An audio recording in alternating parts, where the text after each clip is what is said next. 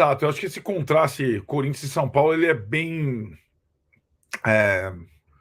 significativo se a gente comparar o que aconteceu com o Corinthians nos últimos anos e o que aconteceu com o São Paulo nos últimos anos. Digamos que talvez quando começou essa gestão, né, já está indo para o 4º ano do Júlio Casares, São Paulo e Corinthians estivessem mais ou menos no mesmo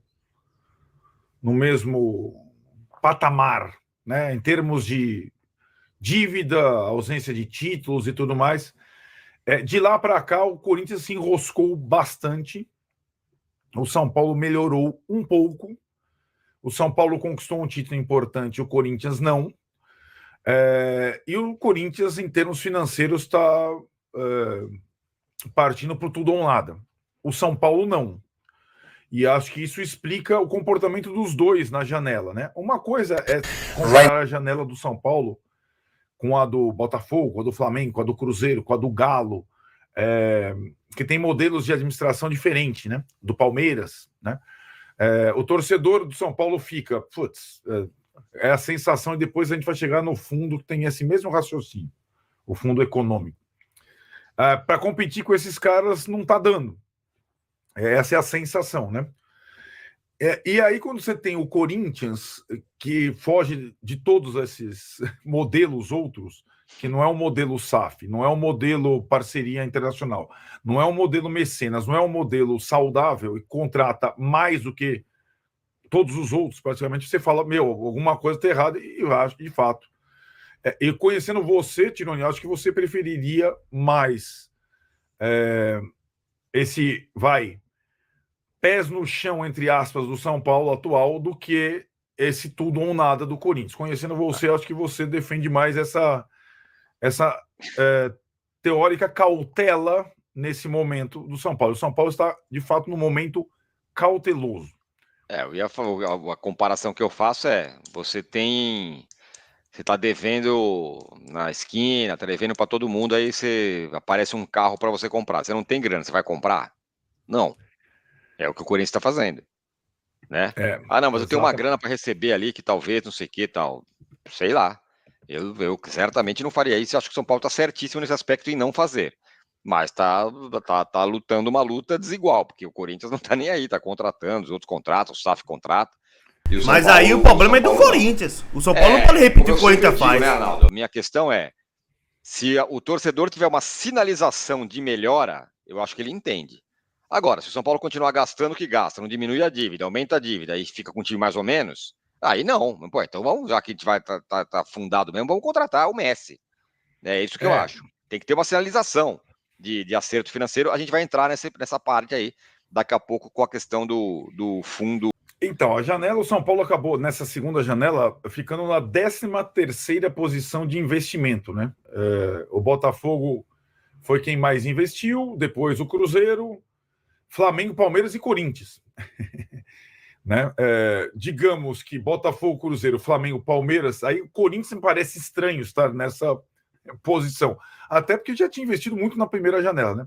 O São Paulo gastou pouco nessa janela, em milhões de reais, 12 milhões de reais entre empréstimos, parcelamento de empréstimos, luvas e tudo mais, com 4 jogadores, né, basicamente. O Marcos Antônio, o Juan Tressoldi, o zagueiro, uma VPN ao... o Santi Longo, volante, e o Jamal Lios, lateral. Os 4 foram contratados por empréstimo de 1 ano com opção de compra. Tipo, o mesmo tipo de contratação, né? Igualzinho. Né? Por valores de empréstimo inferiores a $500 mil, 500 mil euros de imediato. E aí com como é que falaria antigamente, com os passos fixados lá na frente. Né? Chamou atenção, no caso do São Paulo, nessa janelinha pequena, 13º investimento, o movimento no último dia, né? Foi o último dia de janela aberta, 2 de setembro, seu aniversário. Na segunda-feira, a gente tinha até a Soft Open, enquanto o São Paulo anunciava os 2 últimos reforços, né? O Santi Longo e o Jamal Lios. Aí, só brevemente sobre os 2, por que o São Paulo chegou nesses nomes e por que aos 45 do segundo tempo? Porque o São Paulo não tinha dinheiro para fazer um grande investimento. Não estou falando nem do Depay, nem desses caras, nem um dos caras do Botafogo, do Flamengo. Não tinha, de fato, grana na hora para fazer uma contratação pagando direito esportivo, por exemplo. Então teria que ser tudo por empréstimo com promessa de contratar no ano seguinte, com o orçamento do ano seguinte. E aí a contratação do Santilongo foi mais simples, né? Ele estava jogando no Belgrano, o Belgrano foi eliminado da Sul-Americana, começou a negociar seus principais jogadores para fazer caixa, negociou o principal com o Boca e o Santilongo, que era um dos capitães do time capitão, foi negociado com o São Paulo. O São Paulo chegou no Santilongo depois de tentar vários volantes mais caros, por conta também das características dele, né? A análise do São Paulo, o Zubeldia, a direção, o scout consideram que a característica do Santilongo é similar à do Pablo Maia. E o São Paulo não tinha um jogador assim, só tinha o Luz Gustavo para a posição, que é bem diferente do Pablo Maia, por sinal. Então o São Paulo chega num jogador que só jogou no Belgrano, está com muita fome, né? Está treinando direto já, não teve data FIFA, não. Ele já pode até jogar contra o Cruzeiro pelo Brasileiro, está em boa forma, já está no bid, etc e tal. Então, ele, até porque o Pablo, né, depois, agora a gente vai vendo a história, não volta esse ano. Aquela pista lá, né, do Belmonte, Pablo e Alisson ano que vem, tá? O Casares está querendo renovar o contrato do Alisson também pelo tempo inativo e tal. Então, o Santilongo vai nessa toada. O Jamal Lewis, aí é mais curiosa a contratação mesmo, porque o São Paulo, diferentemente do volante, em que a direção acreditava numa emergência, tem o Lisieiro, ou até o Jackson Mendes, que o Zubeldia não quer usar, assim como o Dorival, não tem, tu vai tu mesmo, o Zubeldia só tem o Mendes aí, ou você usa, mas diferentemente do volante, a lateral esquerda era uma questão mais emergencial, né? Porque além, lá desde o início do ano, não ter mais o Caio Paulista, o Wellington estar vendido, o Patrick quebrou a costela. Então, você espreme, não tem lateral esquerdo, né? Rezando pro Wellington ainda continuar. O que a gente fala, todo mundo que critica o Wellington, se não tivesse o Wellington, não teria ninguém, né? E ele tá jogando a Vera e tal. E o São Paulo tentou. Aí que tá, eu acho que o São Paulo, a minha interpretação nessa janela, que durou 2 meses, acho que o São Paulo se perdeu um pouco no foco da questão do lateral esquerdo, da seguinte forma. Ele tentou resolver, em primeira instância, uma situação para esse ano e para dali para frente, para o próximo.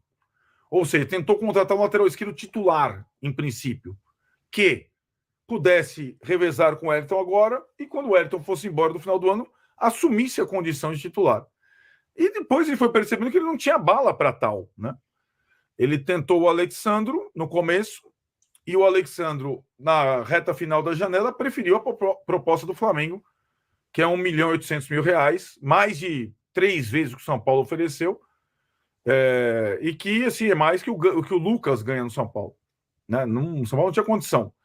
Aí o São Paulo foi tentando outras coisas, tentou lá o português, o Mário Rui, que também custaria uma bala, um salário alto, europeu, e que queria, além de tudo, emperrou o negócio porque o São Paulo não aceitou pagar €1 milhão de rescisão com o Napoli, já que ele tinha ainda contrato com o Napoli. Aí, Tironi, teve um momento, e aí depois a gente vai discutir isso bastante quando a gente fala do fundo, que o São Paulo quase fez uma loucura na lateral esquerda. Loucura, quase rasgou o orçamento, como o Flamengo fez agora nessa situação por causa da contusão, porque o São Paulo viu uma pequena possibilidade de contratar o Wendel, lateral esquerdo da seleção brasileira, do Porto, pagando pelos direitos federativos. Ele não tinha essa grana, ele ia pegar um empréstimo gigante para pagar, porque o Wendel, na visão do São Paulo, resolveria o problema desse ano e dos próximos, né? E o Porto tem interesse no Moreira, que tem cidadania portuguesa, tal. No final das contas, o Wendel não quis sair da Europa, ele é titular do Porto, e também impediu que o São Paulo tentasse fazer uma loucura. Eu não sei se passaria pelo pelo financeiro e pelo Casares, mas o São Paulo estava disposto a fazer uma proposta para comprar em definitivo o Wendel. Não deu. E aí, no último dia da janela, os últimos 3 dias, ele ficou no scout peneirando quais laterais esquerdos estavam disponíveis, com as características que eles chamam de complementares. As características que o Wellington não tem. Tipo as que o Caio Paulista tinha. De um maior apoio, maior jogador mais agudo pelo lado, e chegou lá no nome do Jamal Lewis, que estava em disponibilidade pelo Newcastle, com aquela situação toda, empréstimo com opção de compra, mas o cara irlandês, convocado pela seleção da Irlanda, jogou a primeira partida, saiu, assinou o contrato aqui, jogou a primeira partida contra Luxemburgo, entrou no segundo tempo pela data FIFA europeia e vai jogar ainda contra a Bulgária, né? Então, assim, é um cara que vai ter ainda mais 2 datas FIFA, além da adaptação, fala inglês e tal, mas foi, assim, uma aposta. Toda contratação é uma aposta? Eu não acho toda contratação uma aposta, não. Essa é uma aposta gigantesca, é uma grande interrogação, né? O Jamal Lewis. E aí, para completar e passar para vocês, continua o problema para o ano que vem, certo? Porque o Wellington vai embora, o Jamal Lewis está emprestado, e no ano que vem vão ser mais 6 meses apenas de empréstimo, e o São Paulo não tem o lateral esquerdo titular. Isso continua para o ano que vem. E aí o São Paulo está tentando antecipar algumas coisas para o ano que vem para não cair no conto Caio Paulista, o que aconteceu esse ano. Então é isso, né, galera? O Arnaldo já falou sobre tudo aí, como foi a janela do São Paulo. Uma janela que o São Paulo foi o 13º time que mais investiu nessa janela agora. Então é muito pouco. Mas é a realidade financeira do São Paulo. O que não pode é o São Paulo continuar investindo um pouco e a dívida continuar crescendo. Aí não tem sentido. Agora, o que o Corinthians fez com o Depay é absurdo, gente. Isso é absurdo. Tipo, Cuiabá tá brigando pra não cair contra o Corinthians e o Corinthians não paga Ranieri. Então, sobre esse fundo de investimento que o São Paulo tá fechando aí, realmente parece que vai fechar e vai zerar a dívida bancária do São Paulo. Isso é muito importante, porque é o que asfixia o São Paulo hoje. E o São Paulo tem que ir nesse caminho, o caminho do Flamengo, o caminho do Palmeiras. O Corinthians, uma hora a conta vai bater, não tem como. O que ele tá fazendo é loucura. E o São Paulo tem que manter esse estilo. Então, diante de todo o problema financeiro do São Paulo, vocês acham que a janela do São Paulo foi boa? Juan, zagueiro, Marcos Antônio, Jamal e o Santiago. Foi boa a janela, na opinião de vocês? Comenta aí a opinião de vocês. Se inscreve no canal, deixa o like, comenta sua opinião. Todos crescem pro canal Arnaldo Tironi, link do canal deles aqui na descrição. Valeu? É nóis, vamos tricolor!